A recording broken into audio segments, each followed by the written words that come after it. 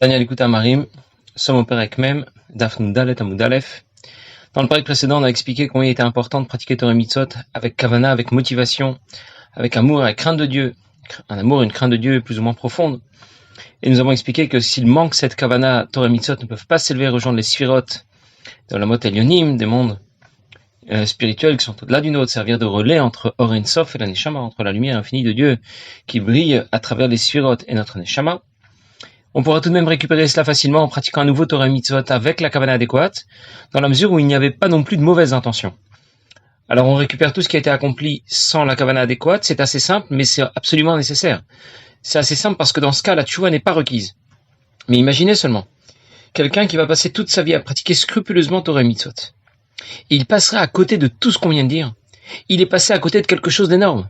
Il n'a pas manqué l'essentiel. Parce que l'essentiel, ça reste la pratique concrète des Mitzvot. Amaase ou Aïkar. Mais il est tout de même passé à côté de quelque chose d'énorme. Le Perek Mem fait suite directement au Perek Lamed Tet. Et il nous dit que pour récupérer Torah Mitzvot qu'il a accompli sans Kavana adéquate, mais sans Kavana inadéquate non plus, Stam, comme ça. Et Mitzvot Anashim Menumada, il n'a pas vraiment réfléchi pourquoi il le faisait, il le fait comme ça. Eh bien, pour pouvoir récupérer cela, il devra pratiquer un nouveau Torah Mitzvot avec Kavana, avec motivation, et alors il récupérera Torah et Mitzvot qu'il a accompli lorsque ce n'était pas le cas. Alors dans les mots, tant qu'il n'a pas de nouveau étudié ce qu'il a appris, l'ishma, avec l'intention adéquate, avec la kavana adéquate, alors que la fois précédente c'était pas le cas. Dans ce cas, l'étude de la Torah ne va pas s'élever jusqu'aux sphirot des mondes de Yetzira ou de Asiya. Les sphirot correspondent au divin. C'est là que brille Or Ein Sof, la lumière infinie de Dieu. Et c'est de là qu'elle doit éclairer en retour notre Neshama, mais le problème c'est que si ces mitzvot n'ont pas été accomplis, ou si l'étude de la Torah n'a pas été étudiée avec amour et avec crainte de Dieu, eh bien, la Torah, les mitzvot ne rejoignent pas les sphirotes de Bria ou de Yitzira. Ce qu'on désigne ici par l'expression le Mekam Kadam Hashem, se tenir devant Dieu. Moi, comme c'est écrit, alors, où vont être projetées l'étude de la Torah, la pratique des mitzvot qu'il a accomplis sans kavana adéquate, mais sans kavana inadéquate non plus. On va appeler ça Stam Shelo Lishma. Alors son étude de la Torah va intégrer, non pas les sphirotes, mais Echalot Umdorin, les lieux de résidence où évoluent les Neshamot, les Malachim, Sheben Omdim Malachim. Ça veut dire que la Torah, les mitzvot qu'il a accomplis de cette manière, ne va pas rejoindre Pnimiyut Olamot, les sphirotes, la partie profonde de ces Olamot, mais Chitzoniut Olamot, la partie la moins profonde. Le lieu de résidence des Malachim et des Neshamot. Comme écrit le Rav Chaim Vital. Shar Hanevoa Perek Bet, il écrit là-bas, Shema Torah Shelo Bekavana, que lorsque l'on a étudié la Torah sans la Kavana adéquate, l'amour et la crainte de Dieu qu'on attendait de nous est défaillante, eh bien, Nivreim Malachim Ba'olam HaYetzira. Eh bien, ont été créés des Malachim dans le monde de Yetzira. Parce que malgré tout, il s'agit de l'étude de la Torah. Alors, l'étude de la Torah a été projetée dans un monde spirituel plus haut, le monde de Yetzira, mais n'a pas rejoint les sphirotes du monde de Yetzira. Chitzoniut Olamot seulement, comme on a dit, une ligne plus haut. Les lieux de résidence des Malachim et des Neshamot, pas les sphirotes. Ou ma mitzvot bli kavana. Et par la pratique des mitzvot sans kavana, Nivraim, Malachim, Olamasya. Là ont été créés des Malachim du monde d'Asiya. Chol Malachim, Embale, Chomer, Vetsura. Et tous les Malachim ont une matière et une forme, une caractéristique. Bon, j'ai traduit, mais comme d'habitude, la traduction ne nous apporte pas grand-chose. Je vais essayer d'expliquer. On a parlé de Chomer et de Tsura, de matière et de forme, de caractéristiques. La matière, on connaît, la matière dans notre monde est composée de 4 éléments. Esh, Ruach, Maim, Afa. Chaque élément de la matière qui constitue notre monde est composé de l'association de ces 4 éléments de base. Le feu, Esh, Ruach, l'air, Maïm, l'eau et Afar, la poussière. Les Malachim ont eux aussi un corps qui est composé de matière. Mais la matière du corps des Malachim n'est pas la même que la nôtre. Elle est composée uniquement de l'association de 2 de ces 4 éléments. Esh et Ruach, le feu et l'air. Donc c'est aussi une matière, même si elle est différente de la nôtre, mais c'est une matière, cette matière constitue le Chomer, la matière, le corps des Malachim. L'Admor HaZaken nous a aussi parlé de la Tsugra des Malachim. Il s'agit de leurs caractéristiques. c'est-à-dire ce qui permet de les définir, au-delà de ce qu'ils sont physiquement dans leur matière. Par exemple, quand on parle d'un homme, un homme ce n'est pas qu'un corps. On peut le définir par ses caractéristiques. On va dire qu'il est doué d'intelligence, qu'il est doué de parole. C'est sa tsura. Ce n'est pas physique, ce n'est pas corporel. Eh bien, les malachim aussi ont cette tsura. Certains vont se distinguer par leur amour pour Dieu, d'autres par leur crainte de Dieu, d'autres par leur intelligence. Et donc, l'Admor HaZaken nous a dit que les malachim ont chacun un chomer et une tsura. Une matière et des caractéristiques. Difficile à traduire, parce que la traduction nous éloigne de ce que ça représente. Mais nous, on se demande tout de suite, mais pourquoi l'Admor HaZaken nous parle des malachim, de leur chomer, de leur tsura? Parce qu'en vérité, ils sont créés par les mitzvot qu'on a accomplis sans kavana. Parce que chaque mitzvah a aussi un corps, et il a sa tsura. Chomer vetsura. Je m'explique. Chaque mitzvah comprend le corps de la mitzvah, son chomer, sa matière, le geste technique. Mais chaque mitzvah comprend aussi les caractéristiques de la mitzvah. Sa tsura, ça veut dire la motivation qui l'a accompagnée. Et on comprend donc que quelqu'un peut pratiquer Torah mitzvot sans mauvaise intention, sans bonnes intentions. Comme ça. Si on lui demande pourquoi il le fait, il ne saura même pas dire pourquoi. Il l'a toujours fait, il continue. Et puis, il peut faire un peu mieux. Il peut aussi se rappeler au moins que Dieu existe. Voire faire beaucoup mieux. En tout cas, en fonction de la motivation qui a accompagné son geste technique, la tsura de la mitzvah sera plus ou moins évoluée, plus ou moins pure, plus ou moins haute. Et le malach qui a été créé par la pratique de cette mitzvah est à la hauteur du chomer de la matière et de la tsura de la mitzvah. Mishnah dit dans Maseret Avot, Rabbi Eliezer ben Yaakov qui dit, Aose mitzvah achat konelo paraklit echad. Quelqu'un qui accomplit une mitzvah, eh bien, il acquiert un ange qui va intercéder pour lui, un avocat qui va intercéder pour lui, qui va intercéder en sa faveur. Ça veut dire que quand j'accomplis une mitzvah, encore une fois, sans bonne ni mauvaise intention, stam, comme ça, j'obtiens un malach qui va prendre ma défense, qui va intercéder pour moi auprès de Dieu, mais il y a avocat et avocat. Il y a des avocats énergiques, motivés, intéressés par leur dossier efficace. Puis il y a des avocats qui le sont beaucoup moins. Et donc quand je vais accomplir une mitzvah de cette manière, j'ai obtenu la création d'un malach. Mais le malach sera à la hauteur du chomer et de la tsura de ma mitzvah. Si j'accomplis une mitzvah avec hidour, dans le geste technique, c'était très beau, c'était très pur, je l'ai fait de mon mieux, eh bien, le chomer du malach qui a été créé sera aussi à la hauteur du chomer de la mitzvah. Si la tsura de la mitzvah, ça veut dire l'énergie, la volonté de faire cette mitzvah était aussi là, eh bien, la tsura du malach sera aussi beaucoup plus efficace. Alors, c'est vrai aussi dans l'autre sens. C'est la suite de la Mishnah. Haose avera achat konelo kategor echad. Celui qui fait une avera, eh bien, il a aussi créé un malach, cette fois qui va l'accuser.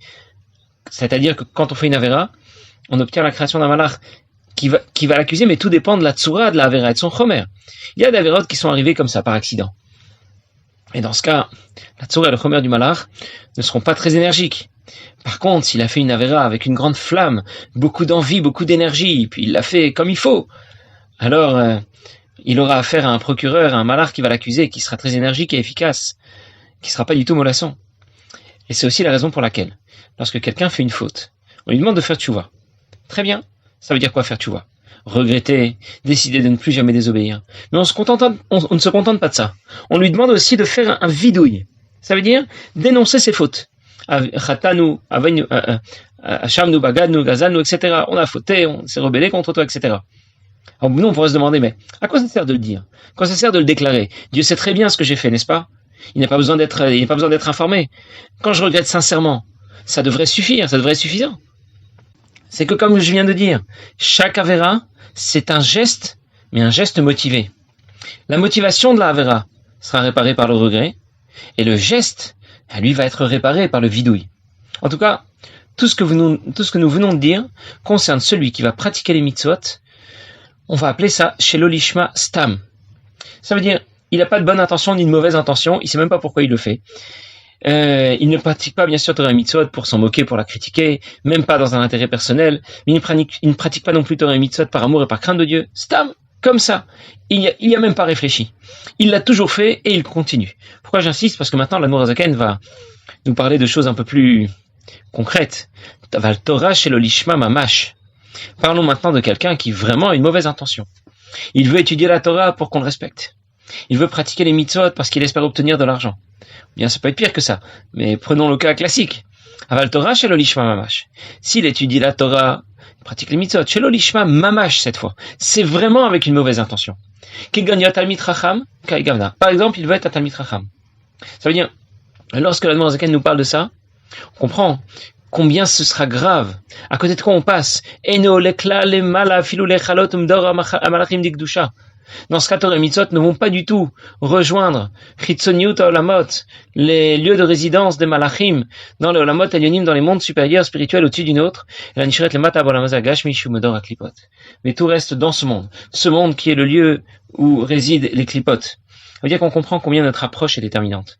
Selon cette approche, Torah et Mitzvot peuvent soit sombrer du côté des Klipot, soit rejoindre les Olamot, les Medurin vers Chalot de Olamot, les lieux de résidence des Neshamot et des Malachim dans les Olamot, dans les mondes supérieurs, soit rejoindre les Sphirot de Yitzira ou de Bria. Ça veut dire que on comprend ici combien notre approche Torah et Mitzvot, c'est pas une option. Et il y a une réaction directe à la motivation qui accompagne notre pratique de Torah et Mitzvot. Il y a une réponse immédiate. Et c'est vraiment pas ce qu'on aurait pu penser. Nous, on aurait plutôt imaginé le contraire. On aurait pu imaginer que nos idées, à quoi je pense, qu'est-ce que j'ai derrière la tête, est-ce que ça compte déjà? Personne ne le sait d'abord, et à part Akadosh Baruch Hu, bien sûr. Vraiment, c'est anecdotique. Nos idées, notre kavana, ça n'apporte peut-être pas grand-chose de plus. Et là, nous apprenons quelle est la réponse directe et immédiate à notre motivation. Alors, le Morazaken parlait d'être un Talmid Chacham. Il veut être un Talmid Chacham. C'est pas un problème d'être un Talmid Chacham, au contraire. Le problème, c'est qu'il veut que tout le monde le sache. La Mishnah dit dans Pirkei Avot, Ehov et amalacha usna et arabanut. Je traduis littéralement, et là encore une fois, on voit comment la traduction nous égare complètement. Aime le travail et déteste la rabbanout, le rabbinat. Évidemment, ça ne veut pas dire qu'il faut travailler plus pour gagner plus, absolument pas ça. Et ça ne veut pas dire non plus qu'il ne faut pas être un rabbin. Ehov et amalacha, ça veut dire il faut aimer étudier la Torah. Usna et arabanut, ça veut dire c'est pas obligé que tout le monde le sache. Et l'Admor Zaken va rapporter dans la note différents passages du Zohar qui montrent la réaction, le retour direct de notre engagement dans la pratique de Torah et Mitzvot. Haga, comme moi je katoub Zohar à la Gimel daf Lamed Aleph Amud Bet, daf Kuf Raf Aleph Amud Bet, ça rapporté là-bas dans le Zohar, Aïn Shama Imila de Salka, Aïmila Salka, Bakarikin Vitar Medita, que ces mots de la Torah ou de la Tfila, je ne sais pas exactement de quoi on parle, je pense qu'il s'agirait plutôt de l'étude de la Torah, mais voilà, en tout cas, les mots qui ont été prononcés vont fendre les cieux et provoquer ce qu'ils vont provoquer. Itav tav chula yincham. Si c'était bien, dans le bien, et sinon, etc., ça veut dire que ça ne va pas provoquer grand chose. Davkou fait un mot d'alef. Miladoraita et avid mine kalavesalik. Un mot de la Torah va monter, s'élever, former une voix qui va s'élever. Davkou samechet amudbet kalindoraita utsota bakinrikin. Là-bas, on explique que les mots de la Torah vont fendre les cieux. Et la Nour Zaken continue dans le texte, comme c'est encore rapporté dans le Zohar au sujet du Pasuk, qu'est-ce que l'homme va déjà gagner de tous les efforts qu'il fait sous le soleil? Qu'est-ce que ça veut dire, le pshat? Il n'y a rien qui soit pérenne dans ce monde. Tout est voué à disparaître, donc c'est pas la peine de trop s'y investir, parce que de toute façon, un jour ou l'autre, tout disparaît. Voilà le pshat. Mais la Nour Zaken explique, même si c'est Amalo, c'est pas son travail. C'est Amal Torah, l'effort qu'il va investir dans l'étude de la Torah. Mais s'il l'a fait seulement pour son honneur, pour sa gloire, pour qu'on le sache, ça reste sous le soleil. Ça ne monte pas. Chez Yamol Tachat Hashemesh. Ça veut dire, je récapitule, il y a une réaction réciproque d'en haut. D'abord à ce que nous réalisons, et ensuite à la kavana qui l'accompagne. Et il dit, c'est ça que dit le pasuk. Heureux est celui qui arrive ici, au Gan Eden, avec son Talmud dans la main. Voilà, il est content celui qui arrive au Gan Eden avec sa Gemara sous le bras. Évidemment, ça ne veut pas dire ça. Le pshat, ça veut dire tout simplement qu'il a appris avec l'intention de faire. Talmudo beyado, ça veut dire s'il a appris la Torah avec l'intention de pratiquer, pas juste pour son intérêt intellectuel, matériel, je ne sais pas, alors il est heureux. Mais l'Admor Zaken, encore une fois, va au-delà du pshat, et il dit Pérouche, chez le Nishar, les Mata Bolamazé, que ce n'est pas resté en bas dans ce monde. Ça veut dire qu'il n'a pas laissé le Talmud Torah en bas. Il a étudié avec suffisamment d'amour, avec suffisamment de crainte de Dieu. Et c'est pour ça qu'il l'a emmené avec lui, qu'il a fait que la Torah et les mitzvot qu'il a étudié avec la kavana adéquate vont être projetées là où il le fallait. Et ici se termine le développement que fait l'Admor Zaken depuis plusieurs prakim au sujet de la portée déterminante de notre kavana. de la motivation associée à la pratique de Torah et Mitzvot. Avec la kavana adéquate, Torah et Mitzvot rejoignent le divin, les sphirotes. Sans la kavana adéquate, Torah et Mitzvot ne rejoignent pas le divin. Au mieux, Torah et Mitzvot rejoindront Chitzoniut Olamot, les lieux de résidence des Neshamot et des Malachim dans les différents mondes spirituels de la création. Et au pire, Torah et Mitzvot vont sombrer dans les clipotes. Il faudra faire tchouva pour les récupérer. Et l'Admour Azaken va maintenant poser une question qui va nous intéresser jusqu'à la fin du Pérec. Av de Oraita Kucha Berchu Kulachad. Dieu et la Torah ne font qu'un. Shiur Tzno Echad. Lui et sa volonté ne font qu'un. Vous n'avez peut-être pas vu où était la question, et pourtant c'est une question majeure que pose ici l'Admour Azaken. La Torah, c'est Torah Tenua Kdosha, elle est sainte, elle est pure. Avec ou sans ma kavana, ça devrait fonctionner. Le pasuk dit, Aloko dvaraika esh nu Hashem. Mes paroles sont comme le feu. Et nos maîtres expliquent. Le feu ne peut pas devenir impur. Les paroles de Torah ne peuvent pas non plus devenir impures. Donc, avec kavana, sans kavana, j'ai envie de dire, la Torah en soi est kdosha, et ça devrait fonctionner. En quoi ma kavana serait déterminante? En quoi ma kavana aurait un impact sur la Torah qui ne fait qu'un avec Dieu? Même si ma kavana n'y était pas. Ok, tant pis pour moi. Mais ça ne devrait pas affecter la Torah. Elle reste pure, elle reste kdosha. Elle devrait tout de même rejoindre les sphirotes, avec ou sans ma kavana. Alors la réponse à cette question va nous intéresser jusqu'à la fin du Pérec. L'Admour Azaken va d'abord faire un long développement au sujet de la création, qui est aussi concerné par cette idée. Il va nous expliquer que la Torah et Dieu ne font qu'un, c'est vrai, mais c'est pas ça le sujet. On va d'abord parler de l'impact qu'elle aura autour de toi. C'est-à-dire, l'Admour Azaken va donner l'exemple du monde, la création. Dans le monde, Dieu est omniprésent. Il n'y a pas d'endroit dans le monde qui serait vide de la présence de Dieu. C'est la réalité. La question est, mais est-ce que toi t'en es conscient? Est-ce que toi tu le ressens? Que tu le ressentes ou pas ne changera pas la réalité dans l'absolu. Mais toi, t'es passé à côté de quelque chose. Et c'est ce que va nous dire l'Admour Azaken, de la même manière. Que tu pratiques Torah et Mitzvot, avec ou sans kavana, ça ne change rien à la réalité de la Torah. La Torah est kdosha, la Torah est pure. Mais toi, t'as raté quelque chose. Et voilà la nekuda de toute la réponse que va nous donner l'Admour Azaken dans la suite du Pérec. Dans la suite du Pérec. Cette kavana sera déterminante. Combien la Torah va t'élever, te rapprocher de Dieu. Et c'est en cela que la kavana aura un impact majeur. Mais on va laisser ça pour la prochaine fois. Passez une bonne journée.